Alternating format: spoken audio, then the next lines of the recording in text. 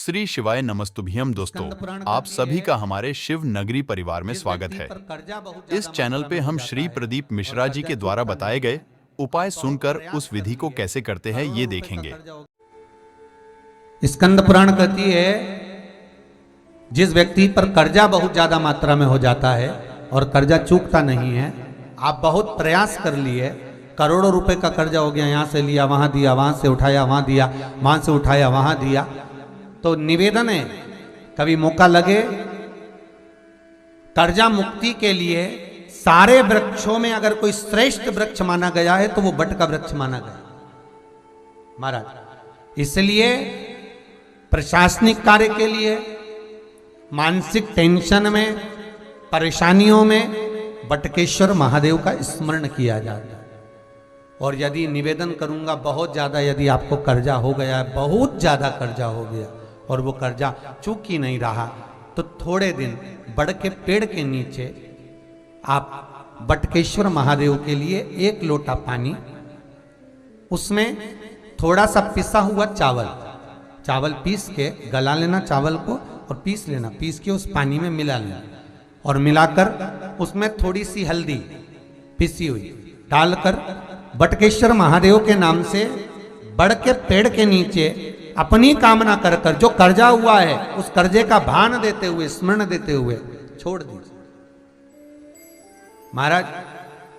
2 या 3 सोमवार एक ही जगह पर करना, 3 सोमवार बाद वहीं से बड़ के पेड़ की थोड़ी सी जड़ उठा लाना और उस जड़ को एक कोई धागे में बांधकर या तो अपनी गले में डाल लो या अपनी जेब में पटक लो, उसको थोड़े दिन पटक कर रखना, लगभग 2 से 3 महीना पटक कर रखो।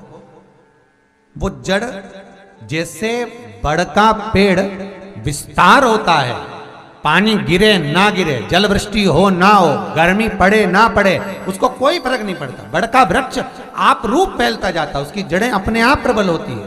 उसी तरह ये बटकेश्वर महादेव कहीं से भी अगर जड़ आपके पास में रखी है 1 महीना, 2 महीना, 3 महीना तक, तो ये जड़ अपने आप लक्ष्मी को पकड़कर खींच कर लाती है और कर्जे से मुक्त कर देती है। बटकेश्वर महादेव का स्मरण सुख का देना हो। आपको लेना है हल्दी। इस तरीके से आप हल्दी लीजिएगा, गांठ वाली हल्दी लीजिएगा और उसको पीस लीजिएगा। अगर आपको पीसने में समस्या आती है तो आप मार्केट से इस तरीके से भी पिसी हुई हल्दी अवेलेबल मिल जाएगी, आसानी से ले लीजिएगा। ठीक है, थोड़ी सी हल्दी लेनी है, बहुत ज़्यादा नहीं। उसके बाद यहाँ पर जो विशेष ध्यान देना है आपको, ये सुनिएगा कि आपको लेना है चावल और इस चावल को पीस लीजिएगा। सिल पर पीस सकें सिल पर पीस लें या फिर आप चाहें तो मिक्सी से भी पीस सकते हैं।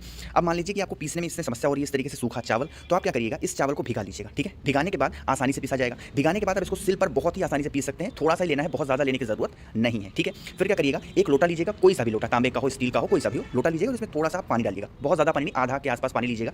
और ये जो चावल आपने पीस रखा है ना, इस चावल को आप इस लोटे में डालिएगा और जो पानी इसके अंदर है उसमें मिला लीजिएगा अच्छे से, क्योंकि जो चावल का ये आटा होता है ना जो पीसे हैं, ये आसानी से मिलता नहीं है। तो आपको किसी भी चीज़ से आप इस लोटे में जो डालिएगा चावल, उसको मिला लीजिएगा, अच्छे से मिक्स कर लीजिएगा। ठीक है, और उसके बाद आप इसमें डालिएगा हल्दी, पीसी वाली हल्दी, खड़ी हल्दी नहीं, पीसी हल्दी जो आपने पीस रखी है फिर मार्केट से ले रखी है, वो हल्दी आप इसमें डालिएगा। ठीक है, इतनी बात समझ में आ गई। आगे बढ़ें, फिर आपको वट वृक्ष के नीचे जाना है। वट वृक्ष का मतलब हिंदी में बोलें तो बरगद का पेड़ और अगर इंग्लिश में बोलें तो बनियान ट्री। ठीक है, इस पेड़ के नीचे जाइएगा और जल को यहाँ पर समर्पित करिएगा। कितने सोमवार? 3 सोमवार, कम से कम 3 सोमवार करिएगा। ठीक है, यहाँ पर जब आप समर्पित कर दीजिएगा तो वटकेश्वर महादेव का स्मरण करिएगा और जिसका आपको पैसा लौटाना है या फिर जिससे आपको पैसा लेना है उसका स्मरण करते हुए और वटकेश्वर महादेव का स्मरण करते हुए जल को यहाँ पर छोड़िएगा 3 सोमवार। ऐसा नहीं कि एक ही लोटे का इस्तेमाल आप कर रहे हैं और उसको 3 बार छोड़े, नहीं, आप अलग अलग सोमवार को सेम चीजें करिएगा। लोट पीसिएगा, चावल डालिएगा, फिर से जाके चढ़ाइएगा, फिर से पीसिएगा, फिर से चढ़ाइएगा, इस तरीके से करना है। 3 सोमवार करिएगा। ठीक है, जब 3 सोमवार पूरा हो जाए तो अब आप इसमें से छोटा सा कोई जड़ लीजिएगा, जो आप देख रहे हैं लटक रहा है पूरा पोर्शन ना, ये जड़ ही होता है। तो आप इसमें से छोटा सा कोई जड़ लीजिएगा और उसका एक माला गुथिएगा और उसको पहन लीजिएगा अपने गले में, इस तरीके से करके पहन लीजिएगा। गले में आपको पहनने में समस्या हो तो अपनी जेब में भी रख सकते हैं। कितने दिन रखना है इसकी बात हम कर लें तो कम से कम 2 से 3 महीने आपको ये जड़ अपने पास रखना है ना।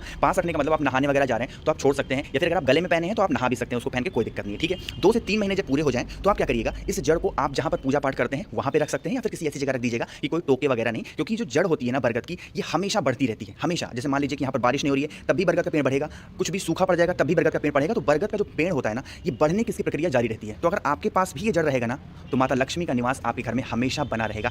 तो दोस्तों, आशा करते हैं कि श्री प्रदीप मिश्रा जी द्वारा बताए गए इस उपाय की प्रक्रिया आप सभी को अच्छे से समझ आ गई होगी।